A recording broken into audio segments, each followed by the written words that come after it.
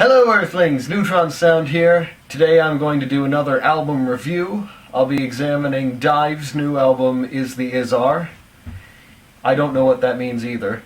This is their first album with Colin Caulfield and Ben Newman on keyboards and drums, respectively. Whatever disappointment I felt when I found out Colin Caulfield was discontinuing his project Young Man was immediately cancelled out when I found out he'd joined DIIV. Because I was quite a fan of Young Man. I think Beyond Was All Around Me is a near masterpiece, and it's nice to see that he's still in a band. Although DIIV is very much the brainchild of lead guitarist, singer Zachary Cole Smith. And I kinda liked their first album. I didn't really agree with the way they dress. It just says lack of effort, apart from occasionally Cole will wear a shirt that looks like he dressed up. This is one of the few times you'll hear me talk about a band's dress code. And it seems to have rubbed off on Colin, which is... but the music has actually improved on this new album. So let's stop talking about fashion and get around to music, because that's what I do best. The opening track is Out of Mind. It's a nice sort of Lotus Plaza Deer Hunter style opener, which I like. There's nice interweaving guitars and harmonized vocals, and yeah, it's a strong opener. It's followed by Under the Sun, another song with a nice sunny vibe, great guitar line, doubled into vocals. Again, that's pretty much what it is. Bent is the longest song on the album. It's got two great lead lines. One in the first half, and it comes back in the end, and then another mostly in the second half, with some great bent notes. I guess that would explain the title Bent. The vocals are a bit incomprehensible, but I guess the lead lines make up for it, or try to. Either way, the guitar melodies are some of the best melodies on here. Dopamine is the lead single from the album, and it's got a great poppy vibe to it. Some nice vocal harmonies. Some nice melodic, not necessarily lead guitar playing, but it complements the vocals very nicely. Again, I'm getting a summer vibe on this one, though not as summery as on Under the Sun. Again, DIIV have definitely gotten a lot poppier on this record. Blue Boredom has a real Sonic Youth vibe going for it, and that's probably mostly down to Sky Ferreira's quasi-Kim Gordon half-spoken vocals on the track, and also a lot of feedback in the background contributes to the Sonic Youth quality of it. The only thing that really differentiates it from Sonic Youth is the amount of echo and chorus and reverb on the guitar. Valentine has some nice echoey guitar lines, as well as some vocal loops in the background.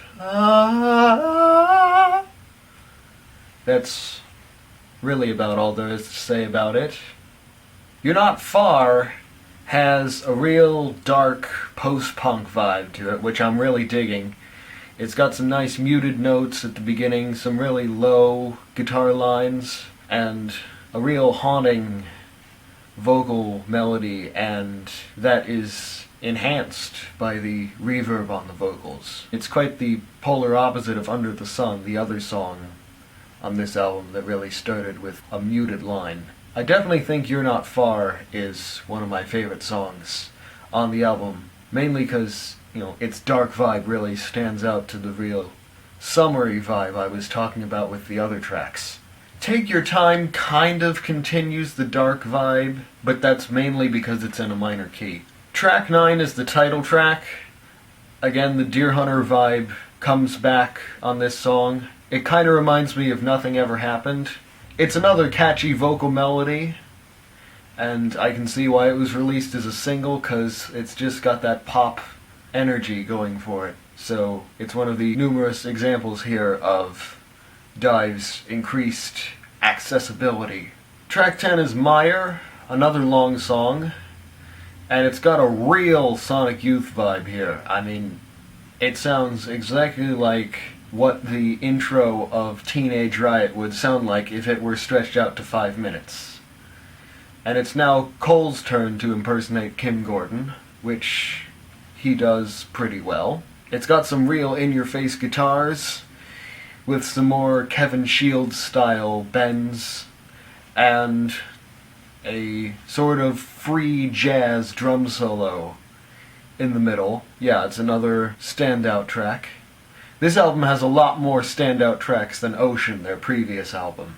It's also got a nice murky outro leading into the next track, Incarnate Devil. This track has some more nice guitar atmospherics with edge. That's a term I made up just now for sort of atmospheric guitar playing that doesn't become a haze because the distortion gives it edge. The vocals are okay on this track.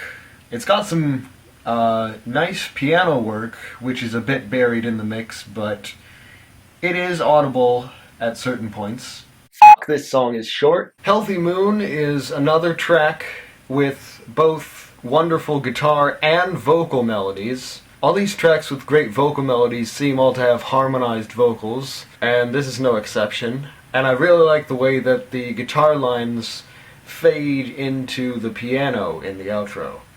Loose Ends is another summery Lotus Plaza type song with slightly obscured vocals, but a pretty good guitar line. It's not alone in terms of that description. Napa is a nice post-punky interlude with echoed vocals, or possibly looped, but I think they're echoed. The penultimate track on this album is called Dust, which is kind of strange because the penultimate track on Ocean, their last album, was called Doused.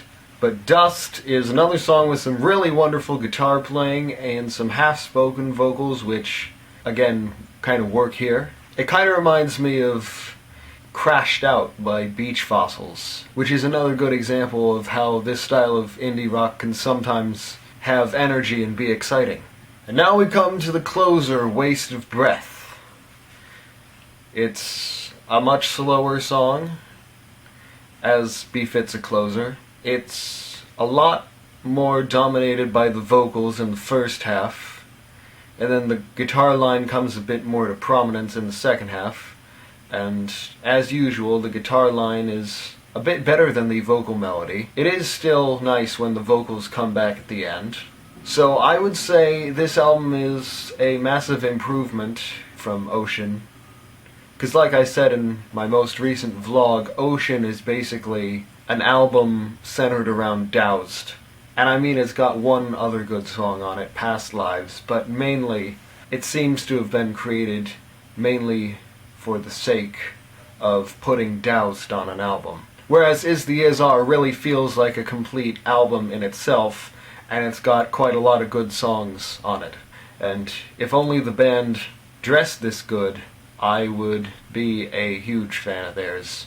But I do quite like this album. It's a nice example of this style of indie rock, which, even though I was obsessed with it at one point, I do realize that it can be a bit self-indulgent, and this album is not the best example of self-indulgence. It's got quite a lot of good songs, I've already said that, but yeah, I really like it. If any of you have listened to this album, tell me what you thought of it. I'm curious to know. Next week I will be reviewing Void Beats Invocation Treks by Cavern of Antimatter, which comes out tomorrow, along with Paling With by Animal Collective, which I'll be reviewing in 2 weeks. This is Neutron Sound signing off. Go forth and be awesome.